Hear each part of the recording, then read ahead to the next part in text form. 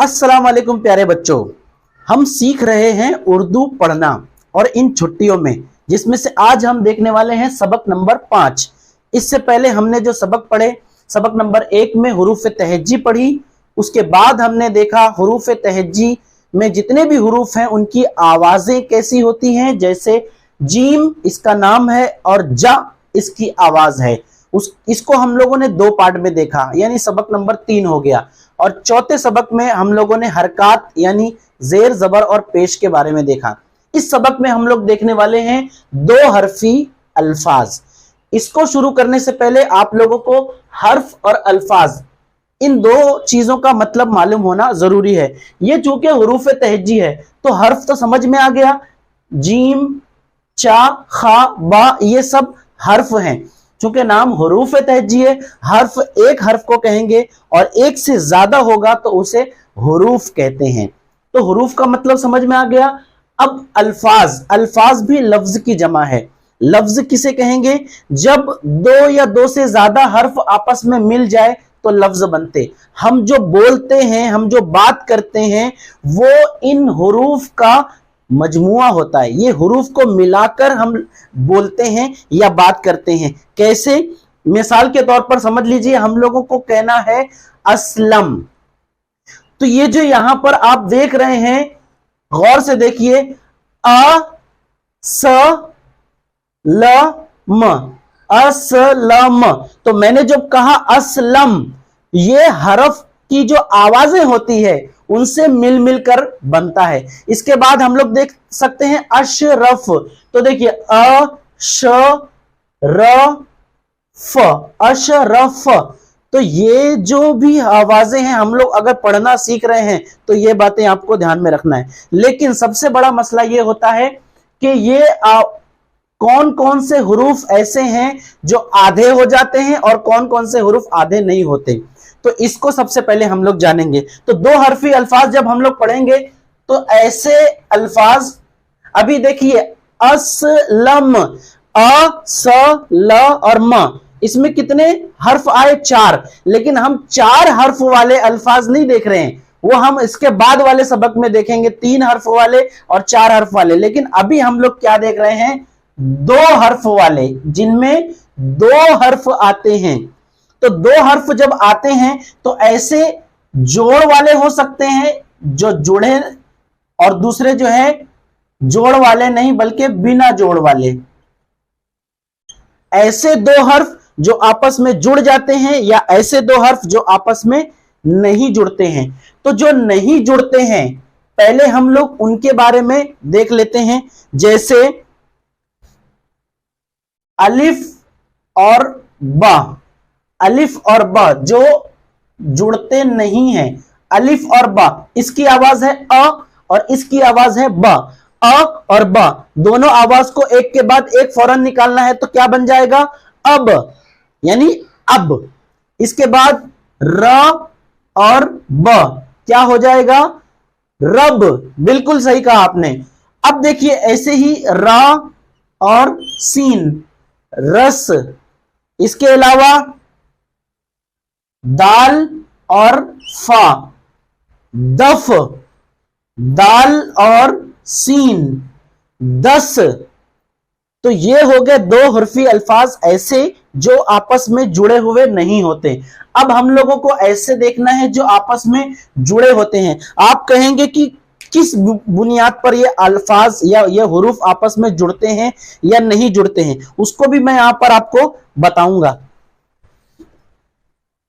आगे आखिर तक वीडियो जरूर देखना, क्योंकि आखिर में आप लोगों को टेस्ट देना है कि कैसे आप लोग उसको पढ़ पाते हैं या नहीं पढ़ पाते।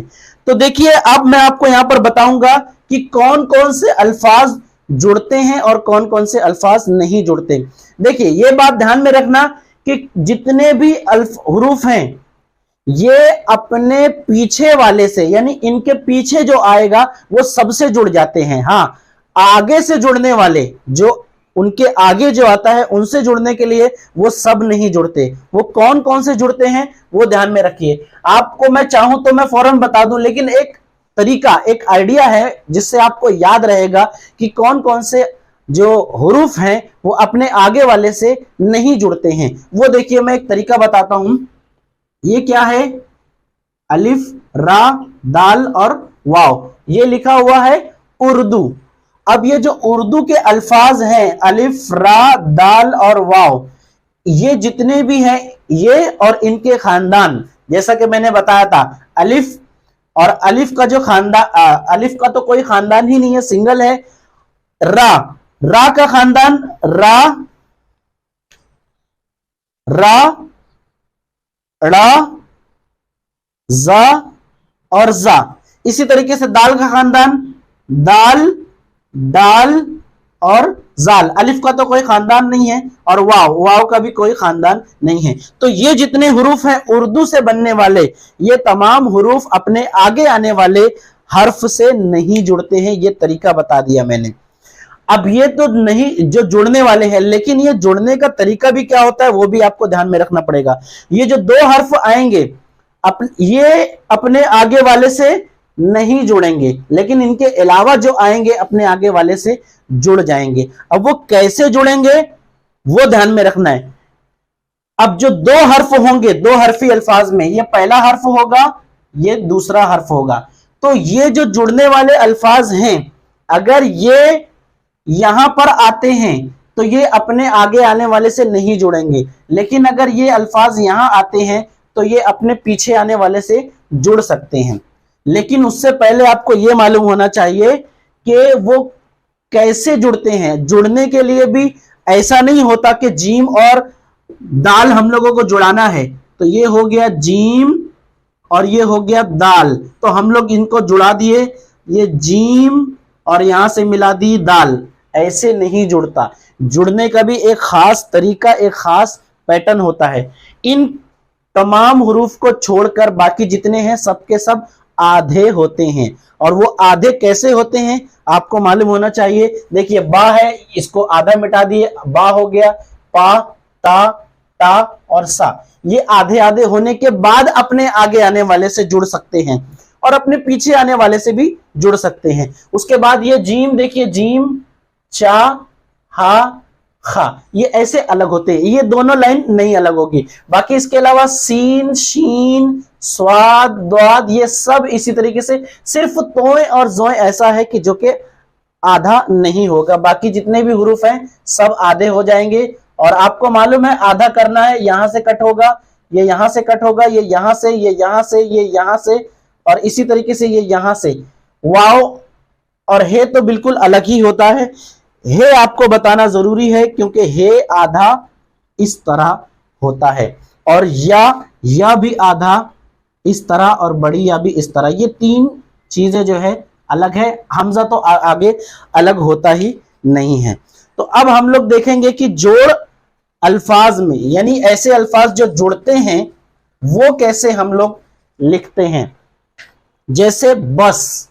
अब बस को देखिए, ब आधा ऐसा लिखेंगे और उसमें सीन। अच्छा, मैंने बताया था पहला वाला और दूसरा वाला, तो पहला वाला जो है वो आधा होगा, दूसरा वाला आधा नहीं होता। यानी आखिर में जो हर्फ आता है वो आधा नहीं होगा, आखिरी वाला यानी दूसरा वाला हर्फ पूरा लिखा जाएगा। तो ब और सीन, ब स बस, ठीक है।